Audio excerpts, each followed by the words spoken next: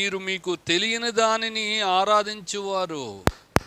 తెలిసిన దాన్ని ఆరాధించేస్తే పర్లేదు, కానీ తెలియని దాన్ని ఏం చేస్తున్నారంటే మానవులు ఆరాధన చేస్తున్నారు. మేము మాకు తెలిసిన దాన్ని ఆరాధించేవారు. రెండు గుంపులు చూస్తుంటాం, తెలియని దాన్ని ఆరాధించేవారు, తెలిసిన దాన్ని ఆరాధించేవారు. నువ్వు ఏ గుంపులో ఉన్నావు?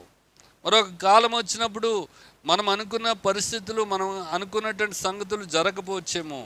మరి 5వ అధ్యాయంలో కూడా యేసుప్రభు వారు అంటారు, ఒక కాలం వస్తుంది, దీనికి ఆశ్చర్యపడొద్దు. ఒక కాలం వస్తుంది, ఆ కాలం వచ్చినప్పుడు ఆ కాలమున సమాధుల్లో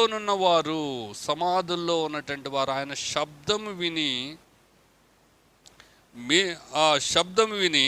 మేలు చేసిన వారు జీవ పునరుద్ధానమునకును, కీడు చేసిన వారు తీర్పు పునరుద్ధానమునకు బయటికి వచ్చేదురు అంటూ దైవ గ్రంథము సెలవిస్తుంది.